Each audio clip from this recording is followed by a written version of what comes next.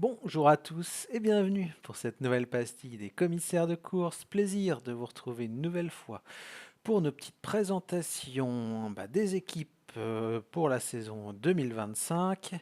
Et comme c'est le cas depuis quelques jours maintenant, voire quelques semaines, j'ai la chance d'avoir avec moi Seb. Salut Seb. Salut Charles. Alors Seb, aujourd'hui, on va se focaliser sur une équipe qui nous avait habitués à des belles choses, mais pour laquelle l'an dernier ça a quand même été assez compliqué, voire très compliqué sur le plan sportif. Oui, oui, ça a été très compliqué. D'ailleurs, il y a un coureur là qui est quand même une figure emblématique de l'équipe qui a dit que c'était une année pourrie, mais pour l'équipe, mais comme pour lui. J'ai vu une interview de Mohoric et alors pour lui c'était vraiment que des problèmes. Puis il y a eu pas mal de pépins pour beaucoup, des Caruso qui n'étaient pas à leur niveau, qui ont chuté plusieurs fois, ouais, qui étaient loin de leur performance habituelle. Il y a Tibéri qui a sorti du lot et puis Buitrago sur certaines courses, mais c'est pareil, il y a eu beaucoup de blessures, il y a eu beaucoup de pépins.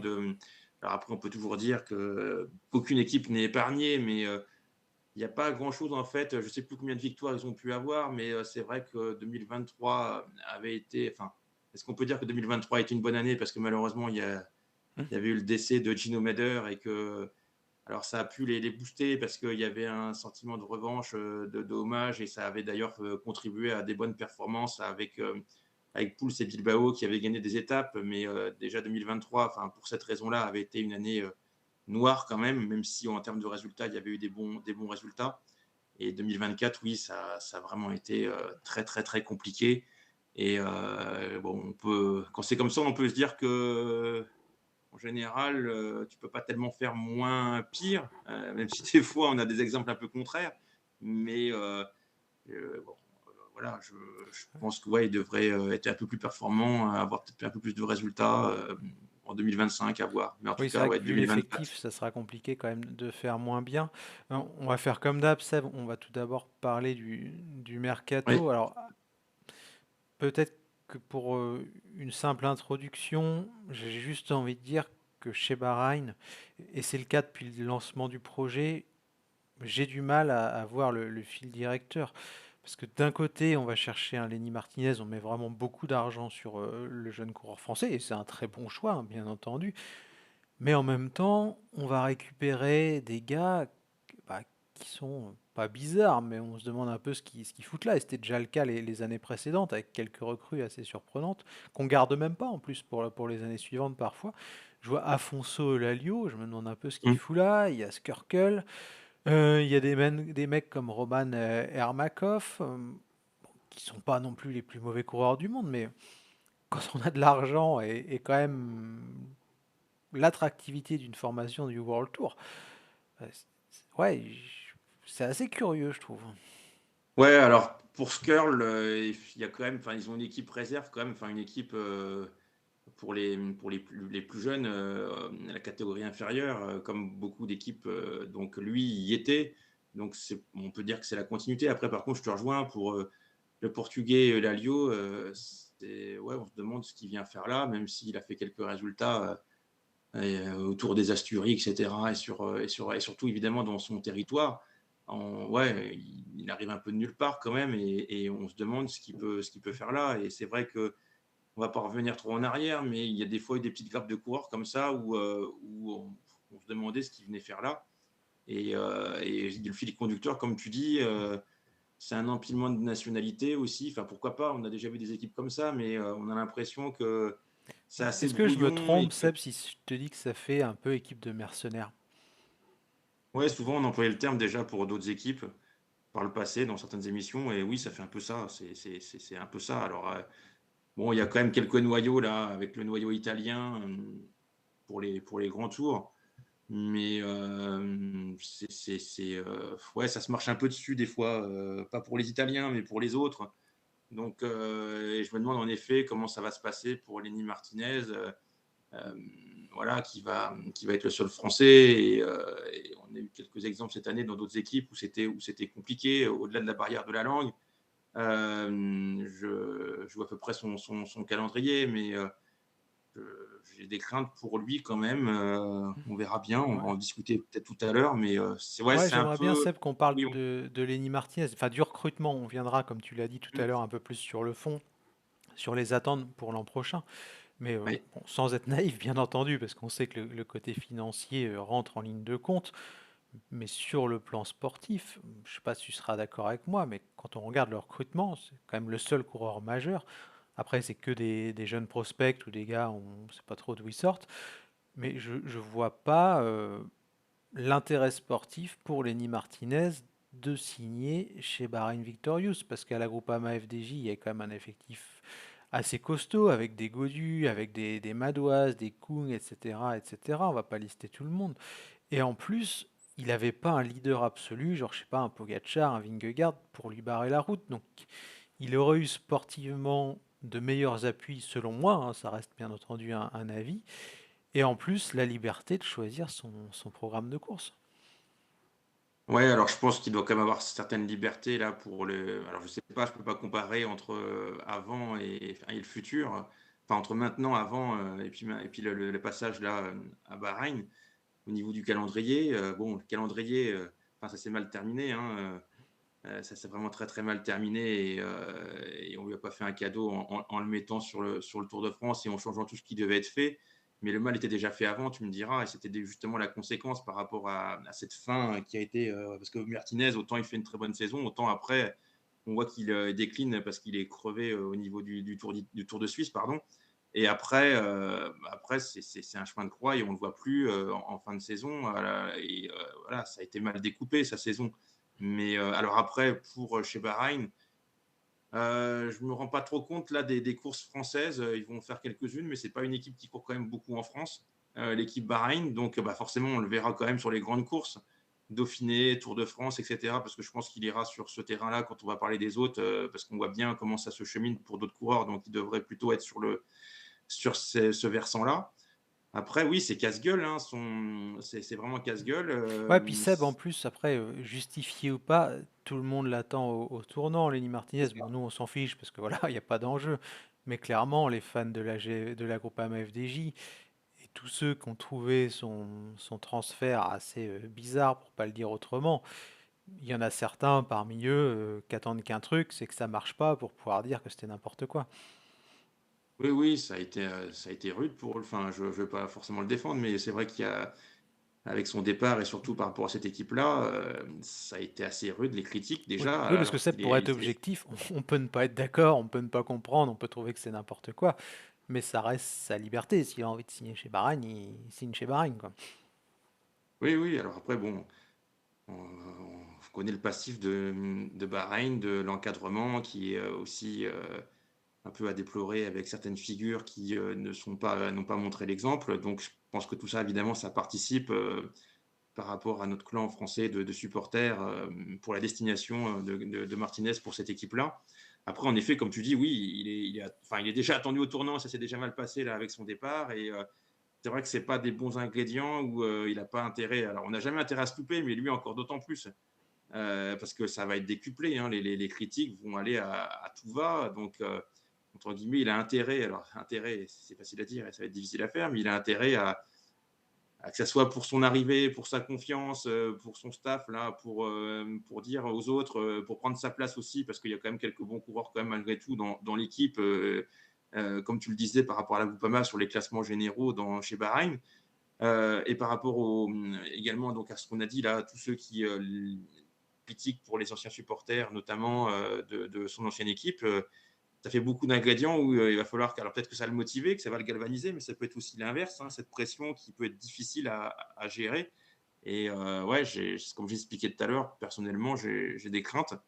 On verra bien s'il arrive avec tout ce contexte-là à performer. Bon, bah, on pourra alors le féliciter parce que c'est quand même, comme je l'expliquais tout à l'heure, je trouve que c'est casse-gueule et que bon, j'ai vraiment des craintes que le virage soit pris difficilement. Mais bon, on Ouais. verra Alors bien. on va rester sur, enfin on va finir plutôt sur le mercato.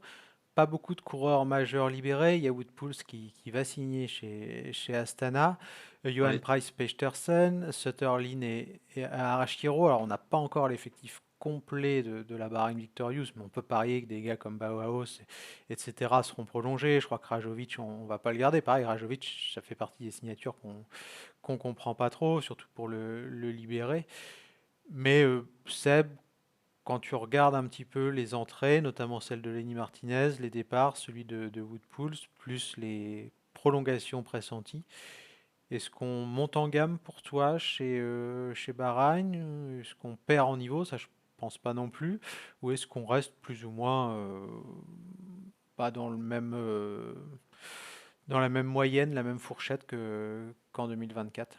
Ah, si on prend Martinez, on peut se dire que c'est supérieur et si par contre on l'enlevait, on se dirait que c'est inférieur donc c'est un peu supérieur grâce à Lenny Martinez. Après, ils perdent quand même 2 coureurs majeurs pour moi. Il y en a un évidemment que tu as cité qui est Woodpools, qui a quand même fait quelques résultats et qui était là depuis quelques années. Puis il y a un autre qui est pas forcément connu pour ses résultats, mais qui est un super équipier et qui protège du vent, qui est bon sur le plat, qui est bon au chrono et qui arrivait parfois à faire quelques résultats, c'était Sutterlin. Et ça peut paraître bizarre de dire ça, mais ce coureur-là, ça fait longtemps qu'il était là et c'est un très très grand équipier, hein, du même genre que des Marco Haller, etc. C'est des coureurs qui protègent tout le monde. Ils protègent les sprinteurs, ils protègent les coureurs de grand tour, sur toutes les parties planes. Il est bon en chrono, donc s'il est parti chez Jayco, je sais que dans l'équipe, enfin, ils estiment que c'est une perte importante. Voilà, pour faire la comparaison. Mais ouais, ça n'a pas tellement varié au niveau au niveau du mercato. Je pensais qu'il y aurait bien plus de changements, de modifications, Bah mais Seb, bon, en moi même je temps, m'attendais, je sais pas si tu es d'accord avec ça, à au moins un grimpeur pour épauler Lenny Martinez. oui, il faut voir qui y aura avec lui, parce que justement, j'expliquais tout à l'heure, il va sans doute se retrouver souvent sur les courses avec Buitrago. Buitrago, quoi qu'on en dise, c'est un bon coureur. Des fois, il tombe, mais il a un potentiel quand même assez fort. Il a fini quand même troisième de Liège-Bastogne-Liège, etc. Ça va être le type de coureur avec Bilbao où il va se retrouver avec eux. Donc, il va falloir que la mayonnaise puisse prendre. Hmm. Alors, pour les grands tours, ça sera 6. On retrouvera un peu les mêmes. Je ne pense pas qu'il sera forcément associé à la partie italienne que sont Tiberi, Caruso. Et sur les classiques, je pense qu'il ira sur les Ardennaises, mais il aura peut-être par contre en appui, je ne sais pas si ça marchera aussi, mais un Zambanini, par contre, qui a été la bonne. Tout à l'heure, on parlait de 2024, c'est le coureur qui est un peu éclos et on attend beaucoup en 2025, mais qui a fait quelques bons résultats déjà en 2024 et qui a surpris agréablement parmi tous les autres. Donc, ouais, ça va être difficile quand même. Ça fait partie de la difficulté pour lui, c'est qu'il va falloir qu'il fasse son trou, notre ami Lenny Martinez. Et puis en plus, oui, il arrive tout seul, quoi. Et il n'a pas de garde rapprochée, il a pas, donc c'est pas évident d'arriver comme ça dans une équipe, hein. C'est Ouais, puis vraiment Seb, tu recommencer l'as tout à dit, zéro. hein, aucun coureur francophone, à part Non. peut-être Vlad Van Mechelen qui doit parler quelques mots de français, mais il n'y a qu'un seul Belge finalement et pas de français. Je vois pas non plus de coureurs suisses qui pourraient Non. parler notre langue. Donc après, je sais pas s'il parle anglais, Lenny Martinez, mais ça risque d'être la langue quand même de l'effectif, vu le côté un petit peu Anglais, cosmopolitique de l'équipe. italien. Anglais, italien, ce sont les langues répandues dans l'équipe. Donc voilà, après dans le staff, ouais, c'est surtout l'anglais, hein, mais l'italien aussi, parce que bon, il n'y a pas tant d'Italiens que ça, mais c'est quand même les têtes de l'équipe, quoi. Donc pour le Oui, puis coup, tu as un peu de c'est staff les deux. aussi qui est italien, donc du coup ça. Ouais, c'est ça, c'est anglais, italien.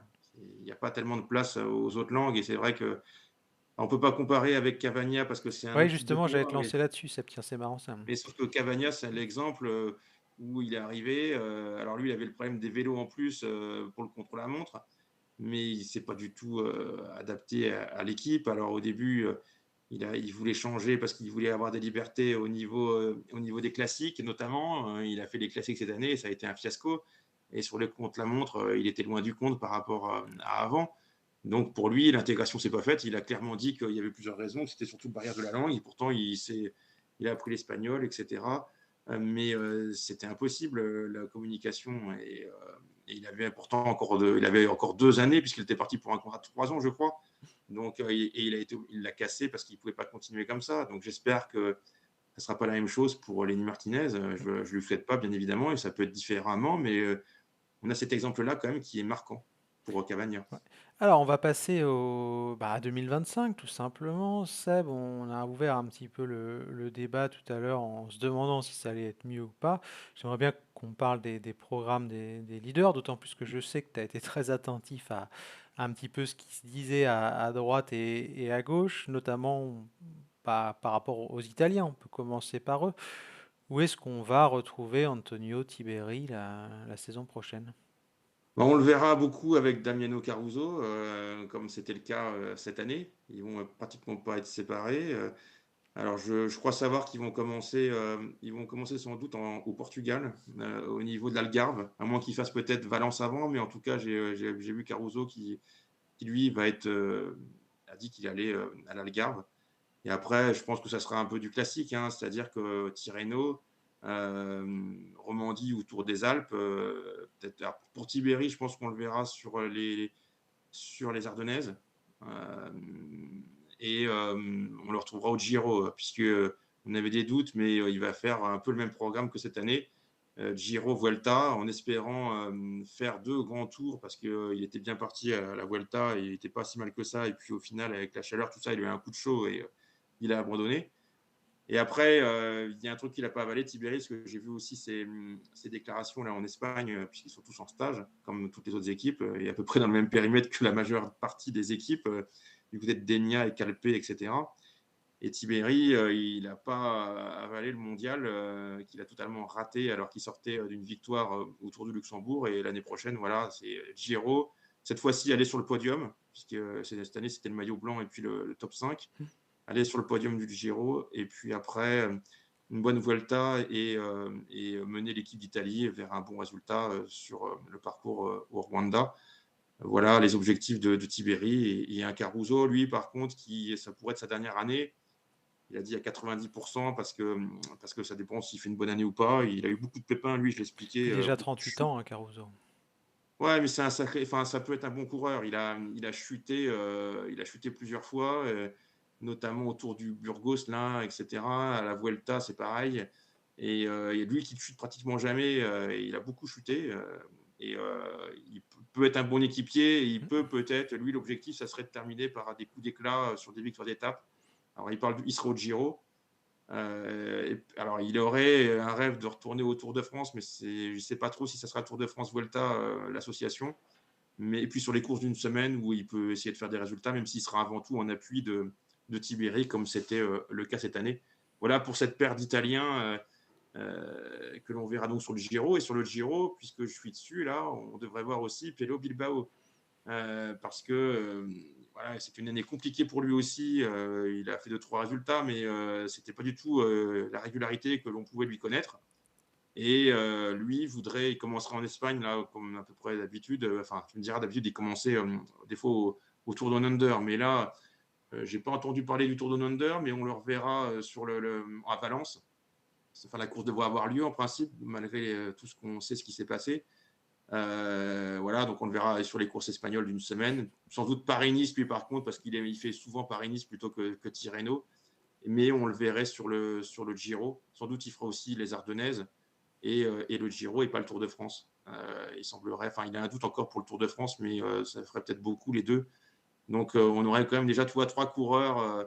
Ce qui laisse entendre que tout à l'heure, on parlait de Martinez. Martinez, je ne pense pas qu'on l'ajouterait au Giro, vu qu'il y a déjà ces trois-là et qu'on le verrait davantage sans doute au Tour de France et sur les courses Dauphiné et les classiques ardennaises. Alors après, ce qui sera sur Paris-Nice, Lenny Est-ce Martinez, qu'on, j'y pensais justement, Seb, est-ce qu'on pourrait pas plutôt le voir enchaîner un UAE Tour, Tour de Catalogne, sur des épreuves où il n'y a pas de chrono, il n'y a pas forcément de coup de Trafalgar possible sur ces courses-là, même si on n'est le jamais Tour à de l'abri. Catalogne, il a déjà fait Hmm. et avec des bons résultats, donc pourquoi pas. Après l'UAE Tour, il me semble qu'il y a un chrono, l'UAE Tour, hein. Je ne sais pas s'il Il y y en en a un, on a n'a un. pas encore le parcours d'ailleurs, ça dépend un peu des Ouais, mais années, je crois. d'habitude, il y en a un qui est court, mais il y en a un quand même. Donc du coup, pourquoi pas, mais je suis pas persuadé de le voir là. Et puis Paris-Nice, ça sera encore, semble-t-il, un chrono par équipe, comme ces dernières années. Ou un Saudi Tour, Donc, peut-être qu'on peut l'imaginer, ou à Oman, je sais pas, ou des épreuves un peu différentes. C'est oui, vrai que le oui, oui, sponsor pourquoi change pas, un ouais. petit peu tout. Oui, oui, oui, oui, ça pourrait tout à fait. Alors le Saudi Tour, je le vois pas trop adapté à lui, mais bon, même si c'est une étape qui est un peu compliquée. Puis c'est peut-être trop court Euh, pour faire de la caisse pour ce genre de coureur en plus, hein. ouais, puis les Saudi Tour, comme l'UAE, tu sais, des fois, tu peux avoir c'est pas tous les 4 matins que ça arrive, mais quand tu peux avoir des bordures avec le désert, tout ça, enfin, il y a Oui. des étapes qui sont exposées au vent. Et lui, avec son petit gabarit, Là où Oman est peut-être plus safe, entre guillemets. ouais, ouais, ça pourrait être ces courses-là, mais bon, après Paris-Nice, c'est dangereux, il y a beaucoup de chutes, il y a aussi des bordures des fois, mais donc j'ai pas entendu pour Lanny Martinez Et peut-être que Seb, tu évoquais la pression, peut-être qu'on peut aussi, du côté du staff de la Bahreïn, se dire qu'on va pas le mettre sur les courses françaises trop vite pour pas qu'il y ait cette pression médiatique, ces interviews, etc., qu'on évolue tranquillement peut-être jusqu'aux Ardennaises et qu'ensuite ça soit le Dauphiné et que voilà, parce qu'on sait tous les deux que si tu vas à l'UAE Tour, il n'y a pas de médias français, tu auras peut-être l'équipe qui fera un papier, etc., mais tu es quand même plus serein, entre guillemets, quoi. et peut-être qu'on va tenir compte de sa saison aussi, c'est-à-dire faire l'envers de sa ou l'inverse de sa saison 2024 où avait commencé en trombe et après il avait trop couru et que justement on va peut-être le ménager en début de saison pour le faire monter en puissance pour la partie française au mois de juin et au mois de juillet. Mm. Moi, je verrais bien ça. Alors après, j'ai pas vu son programme de course, mais je verrais bien ça. Mais par contre, oui, oui, je crois qu'il a annoncé quand même qu'il serait au Tour. En tout cas, je l'ai vu, mais j'ai pas vu ses interviews dernièrement. Mais je pense pas qu'il y en ait eu. J'ai pas été vérifié, mais je crois qu'il devrait aller au Tour. Et du coup, comme j'expliquais tout à l'heure avec la partie italienne plus Bilbao, à ses côtés, je verrais bien un Buitrago faire comme un peu cette année. Il a quand même bien apprécié. Alors, il était bon sur le Giro, il a gagné des étapes Buitrago, etc. Mais je le verrais bien refaire un peu une saison quand même s'il y a des moments où c'était difficile cette année. Je le verrais bien repartir sur le Tour de France et honorer cette doublette-là, Buitrago-Martinez, Mm. qui pourrait être intéressante à suivre, bien évidemment, sur le Tour de France. Donc là, déjà, ça donne un peu l'horizon pour les grandes têtes d'affiche pour les grands tours.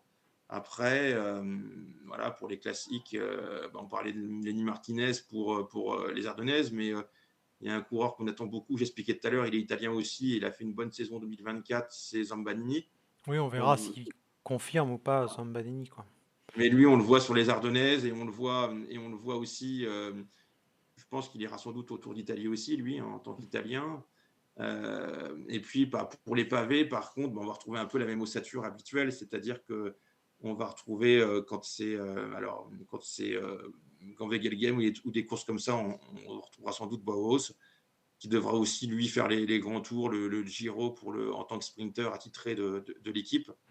Et puis bah, pour les classiques pavés, on aura, je pense, on aura Mohoric évidemment, et puis Milan-San Remo, Justement, Seb, etc. pour finir là-dessus, peut-être cette pastille, j'aimerais bien qu'on évoque Mohoric, Mm. puisque tu parles des classiques.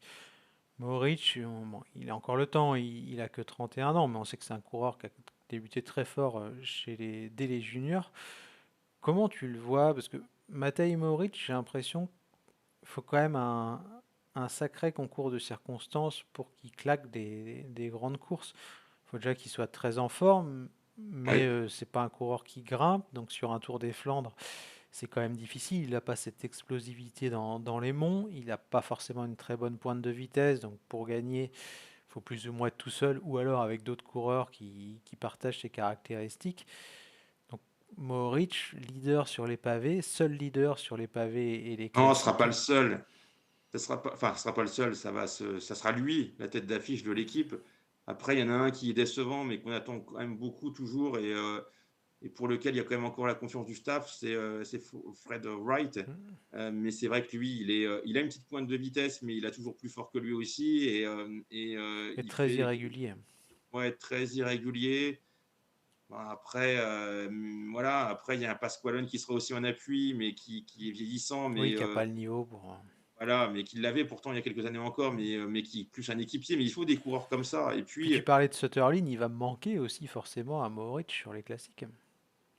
ouais, alors Sauterline, on le voyait moins sur les classiques ces dernières années, c'était surtout sur les courses à étapes et les grands tours. Il faisait plus tellement les classiques.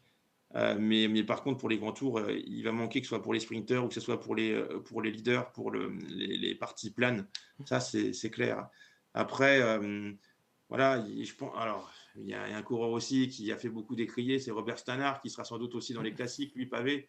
Je le vois bien avec eux également, mais c'est vrai que c'est pas la meilleure équipe, pour les courses pavées, mais bon, voilà, ils peuvent essayer de Mohoric, c'est vrai que c'est quand même on l'associe quand même beaucoup, même si, enfin, parce qu'il l'a déjà gagné, mais même avant, on se rappelle surtout de ses numéros dans Milan-San Remo avec la descente, où là, c'est une course qui lui est quand même adaptée parce qu'il peut soit partir dans la descente, soit tout le monde se regarde sur le replat, là, à 1 km, 1 km 5, et puis il part. C'est dans ces conditions-là qu'il peut gagner parce qu'en effet, il peut toujours trouver quelqu'un qui est plus rapide que lui. Pour les courses pavées, il avait fait un bon Paris-Roubaix il y a quelques années. Et en effet, je le trouve beaucoup plus adapté pour cette course-là que pour le Tour des Flandres, qui m'apparaît trop compliqué pour lui. Ça, c'est clair. Pour finir, Seb, une dernière question. Est-ce que tu vois la Bahreïn dans le top 10 du classement UCI l'an prochain, enfin à la fin de la saison prochaine? Ah, je dirais non. Je dirais qu'il serait juste après. C'est la densité, hein, le problème. Je regardais, bon, il manque quelques noms parce qu'on vous l'a dit en introduction, toutes les prolongations ne sont pas affichées, mais on parlait de densité pour les équipes qu'on a vues, notamment la Red Bull, hein, qu'on a déjà évoqué. Ouais. C'est vrai que sans faire offense à qui que ce soit, quand tu vois Ermakov, Erzen, Elalio, Keplinger, Pachens, Skerle, Pickering, Stockwell, et puis les jeunes, hein, qui demandent encore à grandir, comme Van der Meulen ou Van Mechelen, bah, ça fait Et pas puis, rêver. Même un Jack Egg, hein, ouais, c'est qui ce a que quand j'allais même dire. depuis sa chute beaucoup de mal à retrouver le niveau qu'est le sien. On a un Caruso qui est vieillissant et qui fera pas 2000 points UCI. Bilbao, il a 35 ans, donc on va pas dire non plus qu'il va s'améliorer au fur et à mesure que les années vont passer. Et c'est peut-être ça finalement le plus gros problème de la Bahreïn par rapport à il y a quelques temps, c'est cette manque de densité en termes d'effectifs. Et puis, quand tu regardes l'effectif, là, parce qu'on est sur les âges, c'est soit des jeunes, soit des anciens, Ouais, quoi. T'as pas c'est ça, beaucoup il de n'y a pas coureurs vraiment intermédiaires. d'intermédiaire. Enfin, t'en as quelques-uns, mais très peu. Enfin, comme Jack Egg, t'en parlais, ça permet de le mentionner parce que qu'est-ce qu'on en attendait davantage de ce coureur-là et alors, c'est un bon équipier, et puis il peut essayer de faire un bon Tour Down Under, où il sera sans doute d'ailleurs. Mais on attendait davantage de ce coureur-là. Et en effet, quand tu regardes la composition, les effectifs, tu as beaucoup de jeunes là dans les 20, 21, 22. Et puis après, bah, tu as quelques coureurs là à 27, mais enfin pas beaucoup. Et après, c'est 34, 35, 36, 37. Il n'y a pas beaucoup de. Et ça fait pas le fil conducteur non plus parce que tu as soit des jeunes, soit des anciens. Et c'est difficile Oui, de puis tu as ne pas l'impression avoir d'avoir une des coureurs partie. qui n'ont rien à voir les uns avec les autres en plus. Enfin, c'est ça qui est Oui, en curieux, tu vois, que plus. tu n'as pas de cohésion, enfin, Après, on voit quand même ou de comme cohérence toujours. plutôt que de cohésion dans l'effectif. Ouais, alors après, il y a quand même des jeunes là, tout parler. Alors, par exemple, Pickering, bon, on attendait beaucoup de ce coureur-là parce que c'est pas lui qui était passé Oui, qui par avait la, gagné un Tour d'Alsace, il me semble. ouais, il était par la Continental Groupama, il me semble. Et il finit quand même 20e du Tour de Suisse cette Ouais, mais année. même Van der Meulen et Van Mechelen sont des très bons jeunes, mais c'est encore un peu tendre, je pense, quand même. Ah oui, oui, c'est trop tôt. Alors après, justement, est-ce que pour Martinez, c'est pas. Là, on voit qu'il y a quand même des gros cadres qui vont partir d'ici peu. Peut-être déjà l'année prochaine avec des retraites pour Caruso, pour Pasqualone, pour d'autres. Voire un Et, Jack Egg, hein, on ne sait pas trop. et même des Bilbao, peut-être. Du coup, bah, Lenny Martinez, avec son âge, il fait partie de ces jeunes-là, comme Milojevic, comme tu as dit, la Pickering, comme Van Mechelen. Ouais, puis Miholovic, Euh, c'est pareil, on a l'impression qu'on l'a pris parce qu'il a gagné une étape du Tour de Sicile, quoi. Enfin, ouais, ouais, bon, ouais. c'est déjà très bien, Oui, j'entends, mais voilà, quoi, c'est... ouais, ouais. Après, bah, il y a des jeunes que je connais peu. Là, comme on en parlait tout à l'heure, Skerl, là, qui vient de l'équipe, enfin, de l'équipe inférieure. Et lui, il paraît c'est un coureur qui a une pointe de vitesse qui est assez intéressante, mais je le connais pas du tout. Après, il y a des coureurs comme Trahen aussi qui est arrivé. Lui, c'est pareil. Il était à Uno X, un Norvégien. On se demande un peu ce qu'il vient faire Oui. là-dedans, même s'il a gagné une étape au Tour de Suisse et que c'est un bon grimpeur, mais très, très, très, très irrégulier, qui tombe souvent. Tu vois, même dans le recrutement, Pachens qui était chez Lotto, un Hollandais, on demande un peu, il y a un mélange Bah ouais, de c'est ça, nationalités. c'est... Et ça parle aussi. Pourquoi pas? Parce que je fais souvent référence à une équipe que j'adorais beaucoup dans les années 2000, qui était la Mapei, même dans les années 90, avec je ne sais plus combien de nationalités. Mais Ouais, mais c'était des jeunes qui avaient été formés ensemble, qui étaient passés par l'équipe réserve de la il Mapei n'y avait pas souvent, que donc... ça. Il y avait toutes les nationalités. Mais bon, après, c'était sa force et en même temps sa faiblesse. parce qu'avec différents noyaux qui pouvaient se voir et d'autres qui pouvaient Parce que pas. là, Mais là, c'est un Eulalia, peu la c'est même pareil, chose. s'il parle que portugais, après, je sais pas, hein, mais il risque d'être. Bah, là, ouais, c'est l'archétype, cette équipe-là ouais, L'ami c'est pour ça qu'il y a Armakov, c'est beaucoup de la même idée, quoi, nationalités. j'espère. Bon, peut-être qu'il parle italien, je ne sais pas, mais. C'est pour ça qu'il y a et ça, tu le retrouves dans le staff aussi, hein. Tu vois Nelly Stephens qui est un Australien, tu vois la partie italienne, tu vois Kreuziger, tu vois toutes les nationalités différentes également dans le staff. Donc Ouais, ça fait brouillon. Donc c'est pour ça aussi, je pense que c'est compliqué d'avoir une d'avoir une vraie cohésion parce lisibilité, que ouais, sur le projet et sur les. la cohésion qui est quand même pas simple parce que comment veux-tu que la mayonnaise prenne? Et c'est pour ça que j'ai ces craintes-là par rapport à Lenny Martinez qui va être noyé là-dedans, quoi. Ouais. Eh bien, on verra bien, on va pouvoir clôturer là-dessus. Il nous reste à vous souhaiter une excellente journée et on se dit à très vite. Ciao! À bientôt, au revoir.